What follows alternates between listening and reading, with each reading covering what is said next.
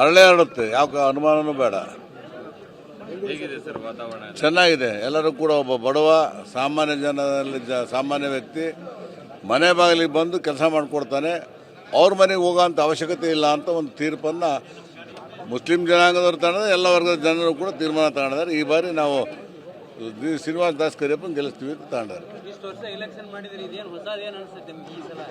ಈ ಸಾರಿ ಮುಸ್ಲಿಂ ವೋಟ್ಗಳು ಎಲ್ಲ ಕಡೆ ಸಾಲಿಡ್ ಆಗ್ತಾ ಇದ್ವು. ಈ ಸಾರಿ ಬೈಫ್ರಿಕೇಟ್ ಆಗ್ತವೆ. ಅದರಿಂದ ಇದು ನಮಗೆ ಒಳ್ಳೆ ಒಂದು 25,000 ಲೀಡ್ ಬರೋಕ್ಕೆ ಅನುಕೂಲ ಆಗುತ್ತೆ. ಖಂಡಿತ ಆಗ್ತೀವಿ. ಮಾಡ್ತಾ ಇದ್ದಾರೆ. ನಾನು ಹೋಗಿ ನಂದು ಹೇಳ್ತಾ ಸರಿ ಇಲ್ಲಣ್ಣ.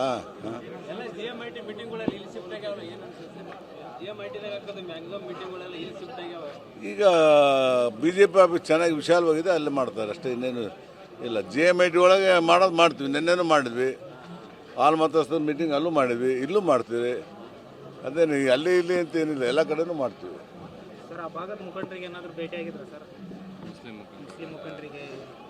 ಎಲ್ಲರಿಗೂ ಕೂಡ ಫೋನ್ ಮುಖಾಂತರ ಟಚ್ನಾಗೋದಿರಿ. ಲಿಂಗಾಯತ್ ನಾಯಕರ ಸಭೆ ಆಯ್ತು ಸರ್. ಲಿಂಗಾಯತ್ ನಾಯಕರು ಸಾಮಾನ್ಯ ಕ್ಷೇತ್ರದಲ್ಲಿ ST ಸಮುದಾಯ ಕೊಟ್ಟಿದ್ದಕ್ಕೆ ಕೆಲವೊಂದಿಷ್ಟು ಲಿಂಗಾಯತ್ ಇಲ್ಲ, ಅವೆಲ್ಲ ನೋಡ್ರಿ, BJP vote BJP, Lingayat vote ಯಾವಾಗಲೂ ಕೂಡ BJP, ಬದಲಾವಣೆ ಆಗೋದೇ ಇಲ್ಲ ಸರ್. ಆ ಸಭೆಯಲ್ಲಿ ನಾನೇ ಇದ್ದೀನಿ, ಸ್ವಾಮೀಜಿ ಯಾವ ಪ್ರಶ್ನೆಯೂ ಇಲ್ಲ. ಎಲ್ಲರೂ ನರೇಂದ್ರ ಮೋದಿಜಿಯವರು ನೋಡಿ ರಾಜ್ಯದ ದುರಾಡಳಿತ, ಜಿಲ್ಲೆಯ ಭ್ರಷ್ಟಾಚಾರ ಇವೆಲ್ಲ ನೋಡಿ ಅವರೆಲ್ಲ BJP ಅಭ್ಯರ್ಥಿ ಶ್ರೀನಿವಾಸ ದಾಸ್ ಕರಿಯಪ್ಪನ ಪರವಾಗಿ ಮಾಡ್ತಾರೆ.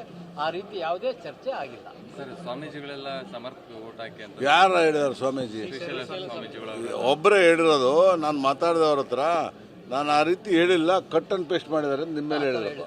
ಅಲ್ಲ, ಕೊನೆಯಲ್ಲಿ ಅವರು ಹೇಳಿದ್ರು ಸರ್, ನಮ್ಮ ಕುಟುಂಬಕ್ಕೆ ಸಹಾಯ ಮಾಡ್ರಿ ಅಂತ ಹೇಳಿದ್ರು. ಆಯ್ತು, ನಾವು ಹೇಳ್ತೀವಿ ಅವ್ರ ಹೇಳಿಸ್ತೀವಿ ನಾವು.